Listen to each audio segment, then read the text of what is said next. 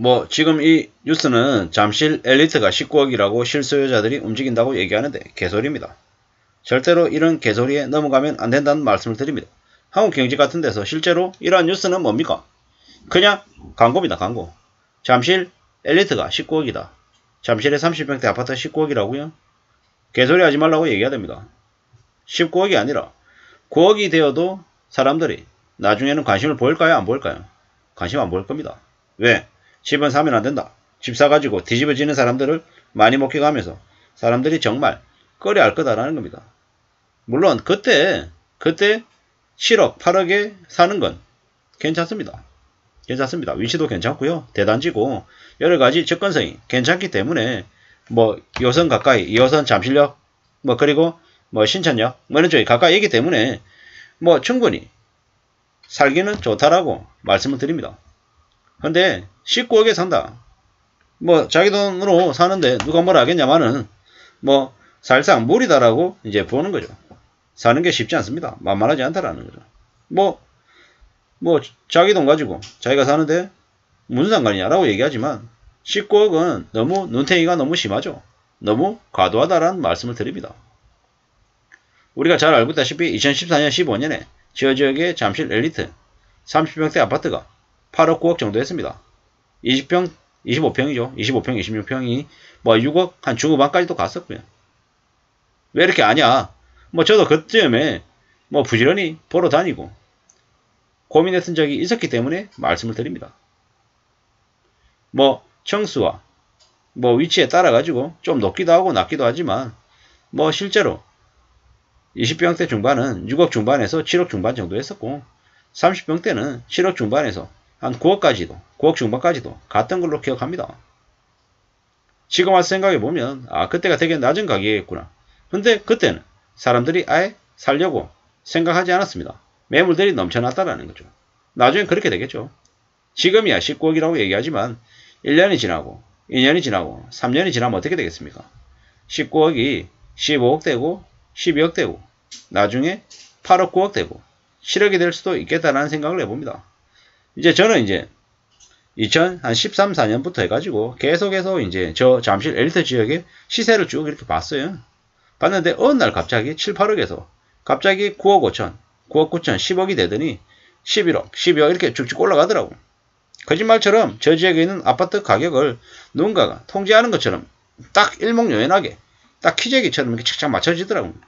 아마 그때부터 이제 작업하는 이들이 사고팔고 해가지고 가격을 맞췄구나 이런 생각들이 들었습니다. 왜 그런 생각이 들었을까요? 왜? 이미 많은 이들이 그렇게 조작을 하고 사기쳐서 많이 이제 분위기를 그렇게 가져간 것 같다 라는 생각이 들었습니다. 뭐 앞으로 어떤 일이 벌어질까요? 집값 하락은 당연한 얘기일 거다 라는 거죠. 지금 뭐 2022년 12월 달에 시중금리 상단이 뭐 9%가 된다, 10%가 된다는 얘기로 되게 말이 많습니다. 내년 되면요. 내년은 무조건 확실하게 기준금리가 한 8에서 한 10%, 8에서 한 12% 이렇게 될 겁니다. 9%에서 12% 될 수도 있고요. 뭐 한국은행의 기준금리가 내년 되면 6%에서 7%까지 갈 겁니다. 2022년 11월 24일 날 3.5 만들고 난 이후에 2023년에는 0.5% 올리고 0.25% 올리고 단 한 번도 금리 인상을 안 하는 회의가 없을 겁니다. 그렇게 계속 쭉쭉쭉 가다 보면 어떤 일이 벌어질까요? 한국에 금리가 이제 미친듯이 오르고 빚을 낸 사람들이 비명을 지르겠죠. 뛰어내리려고 하기도 할 거고 감당 못할 문제들 때문에 미칠 겁니다. 이게 무슨 말로 해도 표현이 안 될 거예요. 뭐 일본이라고 한 나라에서 얼마나 많은 사람들이 굶어 죽고 범죄를 저지르고 묻지마 범죄, 살인 이런 것들이 난무하죠. 왜겠습니까? 일본의 대다수 국민들, 서민들은 정말 사는 게 심각할 정도로 안 좋죠. 그러다 보니까 편의점 도시락으로 때우고 일하고 허덕이고 파견직 전전하면서 삶이 엉망이 되는 거죠. 그들이 그렇게 사는 건 뭐 다른 특별한 이유가 있어서가 아니라 경제적인 이유 때문입니다. 한국도 그렇게 될 거죠. 그런데 저렇게 잠실의 엘리트가 19억이라고 실소유자가 움직인다라는 뉴스가 아무리 떠본들 사람들은 관심 가지지 않는다라는 거죠. 송파의 집값이 24주 내내 하락했다. 이 뉴스가 나중에 1년 지나면 뭐라고 되어 있겠습니까? 1년 반 내내 하락. 그 다음 연도가 지나면 2년 반 내내 하락. 그 다음에 그런 뉴스 자체가 안 나올 겁니다. 3, 4년 정도 계속 하락할 거기 때문입니다. 에이 설마 그러겠냐 이렇게 얘기하지만 맞습니다. 뭐 26억에서 뭐 20억으로 떨어졌다. 26억 7천에서 19억 5천으로 됐다. 어쩌라고요.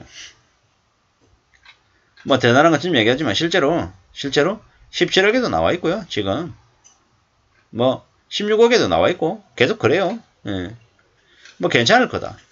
뭐 실수요자들이 잠실동 일대에 뭐 잠실 일대 뭐 마이스 단지 개발 때문에 뭐 되게 뭐 많이 뛰어든다 이렇게 얘기하는데 두고 봐야 되는 거죠. 집값이 저점이라고 생각하는 실수요자들 개소리 하지 말라는 거죠. 저점 아닙니다. 여전히 높습니다. 앞으로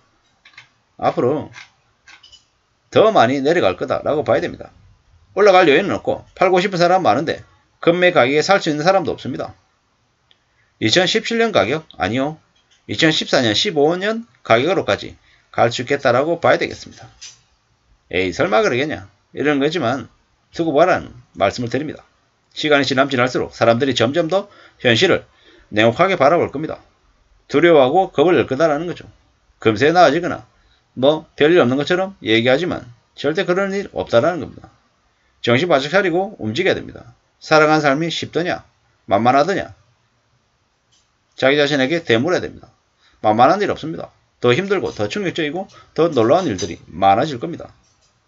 함부로 자산시장에 욕심부리거나 탐욕을 내보여서는 안 되겠습니다. 조금만 잘못하면 그걸 알고 있는 사악한 악마들이 달라붙어 가지고 평생을 호구를 삼아서 끌고 다닐 겁니다. 절대로 그런 일에 엮이거나 끌려다니지 않게끔 조심하고 또 조심해야 되겠습니다. 그것 말고는 드릴 말씀이 없습니다. 지금은 절대로 빚내서 무리하게 집을 사야 되는 시기가 아니라 숨죽이고 지켜보면서 더 조용히 살아야 될 때다 라는 말씀을 드립니다. 아무도 누가 대신해 주지 않습니다. 자기 삶은 자기 스스로 지켜나가고 대비하면서 움직여야 되겠습니다. 얼마나 참혹한 일이 벌어질지는 시간이 지나면 지날수록 알게 될 것 같습니다. 숨죽이고 좀 더 조용히 착실하게 지낼 궁리를 하는 게 현명하겠습니다. 오늘 하루도 잘 보내시고요. 뭐 잠실에 뭐 엘리트 아파트 19억이다. 실수요자들이 몰린다라는 말도 안 되는 뉴스. 저 19억이 아니라 8억이고 9억이 되면 그때쯤 생각해봐도 늦지 않겠다는 말씀을 드리면서 마실까 합니다. 아무쪼록 저나 여러분들의 삶이 안전해지기를 바랄 뿐입니다. 감사합니다. 고맙습니다.